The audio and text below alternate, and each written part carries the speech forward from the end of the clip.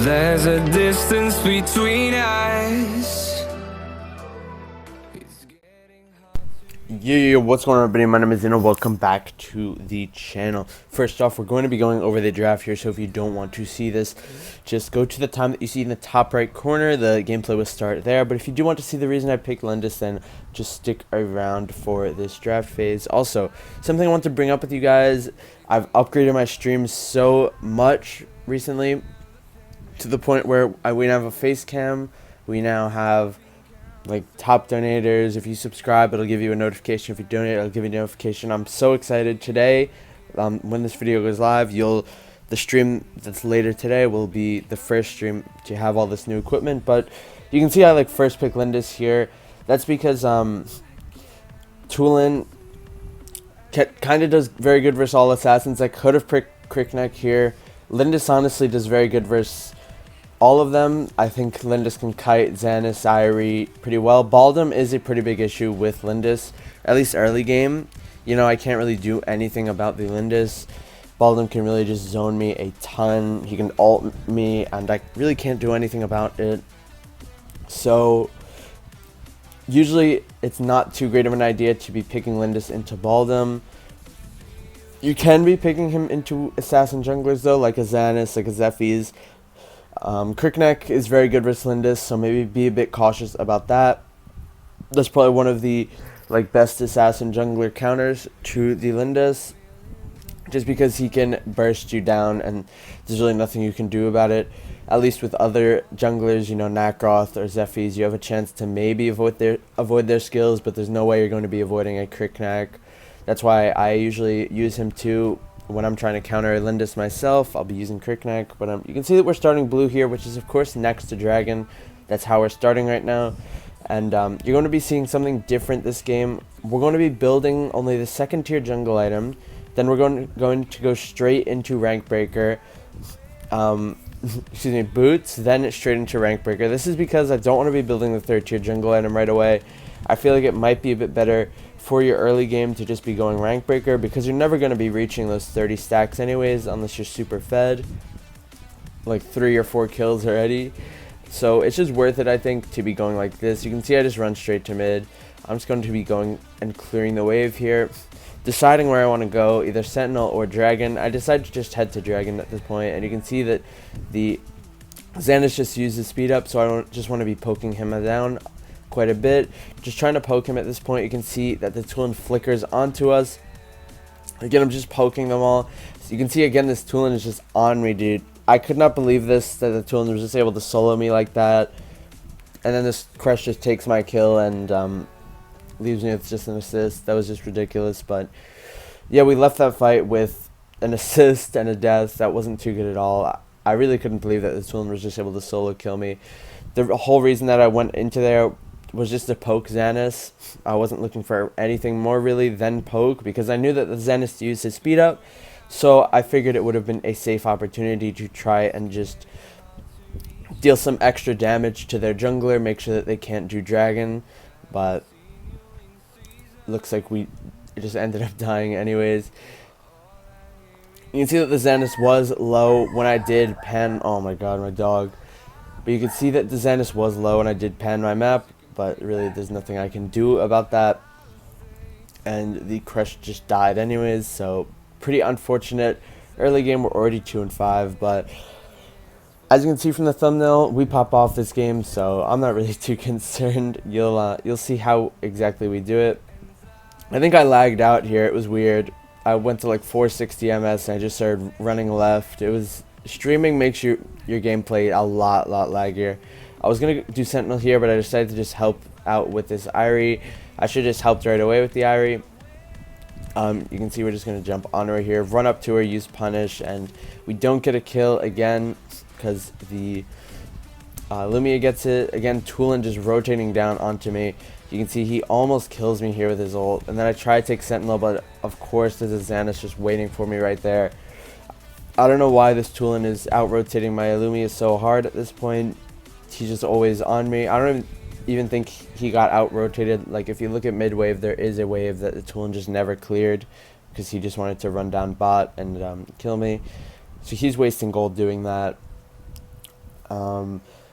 Super weird stuff. But yeah, I didn't really understand why this early game was so terrible. I think we lagged again there. I don't know. I can't even remember. But you can see that obviously we're not doing too good at this point. We're 1-2-2. Terrible early game. I can see that they're trying to kill this Slims, so I just want to go behind this Violet and kill her. Gonna, of course, use my first skill, get vision on the Violet in the bush. This Baldwin being such a nuisance over here. Tulin trying to pick up a kill on me, but again, he can't do it. He wasn't in range to use his Thunderbird. He was trying to chase down that Tulin, but we ended up running into this Baldwin, so we're just going to poke him down. We're actually not going to get the kill. Again, this Crush is going to take another kill from us. You can see the Zenith actually ults onto my Illumia. I was pretty happy about that. I didn't want to die there, and we ended up just getting a kill. You can see that I'm pretty sure we're just building straight into Rank Breaker right now. Oh, and we actually have double ADC. I just realized that. That's honestly not what you really want to be having. And that's really why I'm not playing Lindis too much right now. It's because there's just so many ADC side laners and so many people like instantly pick Talanis and stuff like that I just can never play heroes like Lindis or Violet in ranked. Even though I would love to, just I can't. Anyways, we're just going back down to our red side as soon as we finish up that dragon. We need to clear this. You can see our blues coming back up already. Seeing if I can gank this Irie, although not really. So just going to go and clear the wave. We could push the tower at this point because if you look at top lane, the Baldum's there. So nobody can really help this Irie with actually getting this tower defended. You can see that they actually do try to dive this Irie. We're able to just kill her with our ulti. One of our ulti is able to do it. Chasing down the Zenith, you can see that the Tulin comes back. Look at this Wonder Woman, guys. She risked it all pretty much and went straight in there, and it actually worked out. She did very well that team fight. So props to her. She did very good by lassoing in. I'm not sure if we would have lived or not. Maybe we would have. It probably would have been a lot closer if she didn't. But yeah, that was super sick by her. Of course, we do have to go back to top, not only to be clearing waves, but we also need to get our blue buff back. You can see that she just flickered, but look at how scared our Crush was, guys. He has ult, and he didn't even want to tank the tower for me, but we have to go and tank ourselves. Honestly, that's the thing I hate the most when I go into like solo queue or duo queue. Getting a bad support is literally the worst feeling ever, especially when you're on ADC. So usually when I do play with teammates, I always go with a support. That just helps me out a lot more. Make sure that I'm not going to be, you know, just my playstyle is going to be messed up because I have a bad support. But we were able to just tank the tower ourselves there, pick up the kill ourselves. We went from 1-2-2 to 6-2-4. So obviously we're doing way better. Trying to chase down this Tulin to pick up the kill, but I know Irie is here, and look at how much CC she just got. She literally couldn't move. She got Slim Spirit, she got Crushed ulted, and that was just it for her. Trying to chase down this Tulin again, but not quite gonna happen. He ults me in fear, so I'm just gonna go and start poking down this ball, and we're able to get the assist on him. And now we are 8-2-5 compared to what we were at the very start of the match, 1-2-2.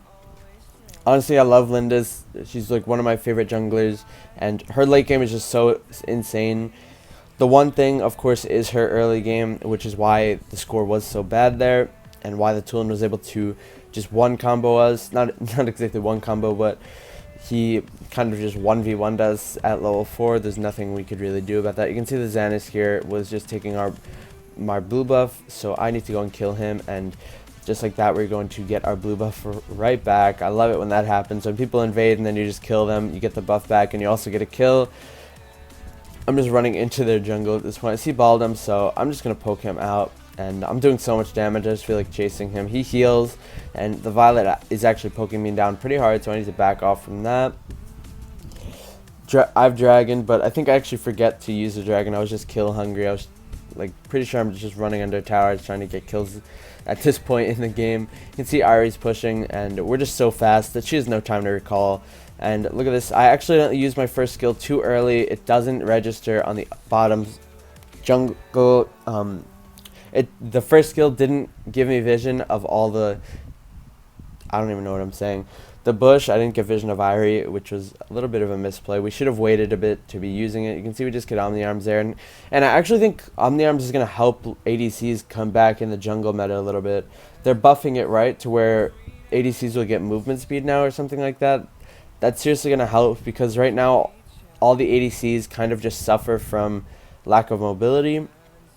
Like Violet, you know, as soon as Violet rolls, she's basically dead. That's why nobody picks her anymore.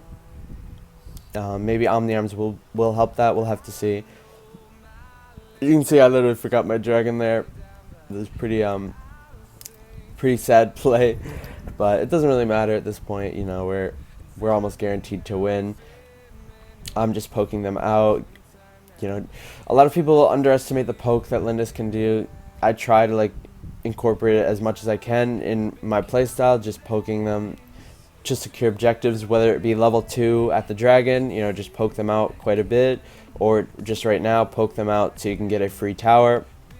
You can see I'm not committing to anything, I'm just poking them from over the wall. Then when they're all low, I'll just go and take the dragon. Look at this Irie, she doesn't even have time to ult. That's how much damage we're doing. 2k crit going out onto that Violet. Again, just poking everything down at this point. None of them are like safe for my poke. You can see Baldum also getting shredded, and he's a tank, guys. Baldum's like the tankiest. Look at this Violet trying to run up. Tulin also, I don't even know what to say at this point. You can see, look at this, Tulin gone. Look at this, Violet gone as well. They can't even move up. That's why it's poke, because if they move up, it's just gonna be a straight up kill. They know they can't move up and try to fight us because they'll just get bursted down by me so hard. You can see we actually get both slaughter here, and we're going to be using this in a pretty funny way. You can see I have no mana, like I can't even cast my ultimate really. I realize this and I'm just saving all my mana because I know that I need to conserve it. And you can see, look at this Xanax tried to jump on me, and we just used our bow slaughter. We didn't even lose a single drop of HP there. Now we want to kill. We got our blue buff, that's pretty sick. So now we're just gaining mana back, and look at this Tulin. Double 2,000 crit. We got 2k crits and just melted his HP bar. Then we killed the Violet, and now we're just going to end the game on a very clean match. Completely ridiculous stuff. You can see that we did about, what was it, 52% damage. That means for every 2 damage, I did 1 of it in the team. That's kind of crazy to think about. Like, I don't even know. It's just crazy to think about how much damage percentage that is. Let's take a look. 51.4%. That's definitely higher up there that I receive as far as damage percentage goes. On Lindis, I always get a very high damage percentage, but not exactly that high to where it's in the 50s. Let me know your guys' highest damage percentages. I'm actually interested about that. And that's going to be it for this Lindis gameplay. I hope you guys enjoyed this late game domination with her. Even though the early game wasn't too bad, I just hope you guys enjoyed it. Just showing you guys that you can come back from behind, and I'll talk to you all tomorrow in the next video. Peace out, everybody.